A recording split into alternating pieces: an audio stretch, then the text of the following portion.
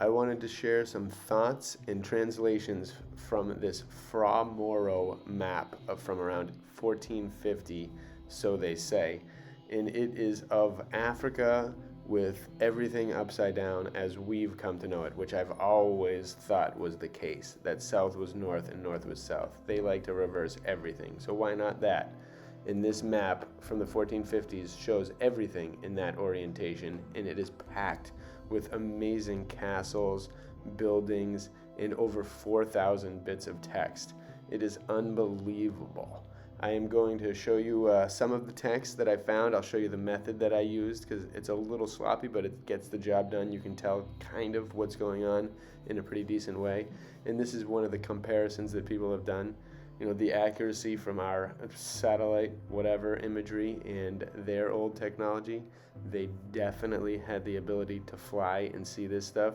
I guess you could do it from comparing other maps together and combining them, but it would be impossible to get it that accurate. I believe they had the ability to fly in some way. And this is another recent map that I saw relating to the theory that the moon is reflecting what we have down here back at us, which shows that our spot being down here in this tiny projection of where the moon's craters are and how we see it piled on top of this map.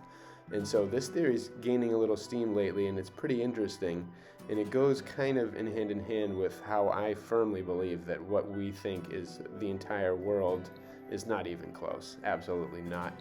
And I think that this map that Fra Mauro made was only one piece of probably a series of 4, I would say, judging from the orientation and size, drawings of the size that he probably did and that were hidden in a place that they could easily just hide and forbid us to see ever and know about.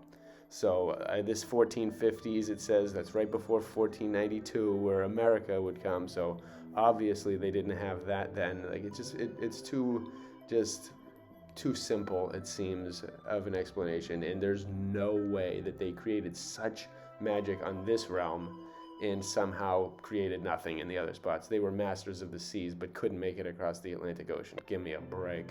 There are so many realms beyond what we know, and it's only a matter of time before we rediscover them and open the world back up.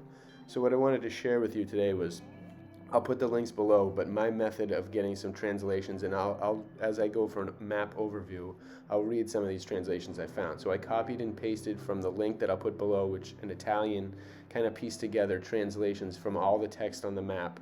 And then I take it into Google Translate, hit Italian, hit English, and boom. It's a little sloppy, but you get the gist of it, and you can kind of tweak things and figure stuff out and check other sources to get a couple other words.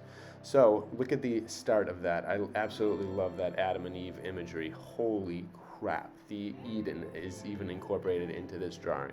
There is so much we don't know about, but I'm going to read a few of the translations I found, and I'll include the numbers that relate to that file. So here's a few that I thought were pretty cool.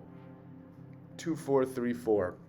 This mountain quarry that is here near a man-made road for Chetani and Tartars to abbreviate the path of the caravans that went to Chetau, as it is a faster route to Scarpello and lasts about 20 mine and is obscured, under which ones should go by light, crying and beating to be heard by the other caravans that came to the meeting. They still do this to Cecari Leone, who sometimes enter in that quarry. 2435.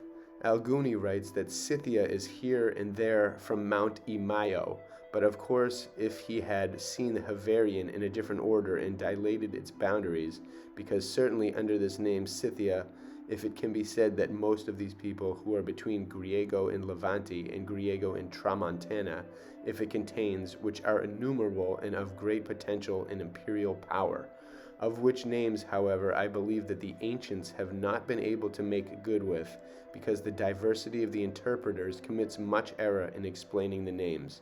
Still, I am not very persuaded to prove all the truth of the names, because it is not possible to agree on so much variety of language, which according to its idiom varies and confuses the names, which should be changed and corrupted, and for language and for length of pace of error of the library. Interesting. Number 1467. Here in ancient times a gentleman finger the old man of the mountain dominated, and who through his sagacity has made a very pleasant logo of all delicacies, pleasures, and delights. And there he leads some hominy and alienated people in a way he believed them to be paradise, and for these pleasures a contemplation of this Lord were great robbery at occasion, for which a Lord Tartar took this place. There is so much to piece together in this map. Number 2240. This very noble city of Chansei is in a lake like Venetia and Volta Mia, 100, and is very populated and has very large villages, and 12 main gates in Lutan, from which for 8 mine are citadels major like Venetia, and has 12,000 bridges and 14,000 statues in Mako. This is a lake that turns 30 mine, in which there are very large palaces, where those from there have their parties, and it is in this such house, which has 12 hungers, and yet they are computed for one fire, and all these holes are 90 tunes, and one tune makes 10,000 fuogi, which serious 900,000 fuogi. And here is the study of every scientia and great magnificentia, and order and copy of every job and other cause, which I do not say here. Number 2299. This most excellent and most powerful emperor, which has the king of the crown under his dominion, when he goes to Spaso, and feels in a deer of gold and of avolio ornado de koi, of value of which is inestimable. And this deer comes led by a white elephant, and he has 3 kings of several nobles of his kingdom, one per canton, who reigns this deer, and the others vein them ahead, with a large number of homini de armas in front, and from the Dorito, and here are all the pleasures of Centelisi and customs of the world. And their reference to hominids is all very interesting, to the point where it doesn't seem totally like monkeys, but maybe more like humans. And this was written by giants, maybe. Hence its size, 2 meters. Number 2403, the last one I'll read. There's so many. But here we go. Alguni writes that at the roots of the Caspian mountain over Pocho Lutan are those people which, as if Lecce are Sarati for Alexandro Macedo. But of course this opinion is manifestly erroneous and not to be supported in any way, because it was certainly noticed the diversity of the nations that inhabit that mountain, that is not possible that so many populations were unknown, with all that tutti, though some of them are very domestic, to be frequented by ours, as well as by other nations, which are Corsani, Mingresi, Armeni, Circassi, and Tartars, and many other generations of people who continually make that path.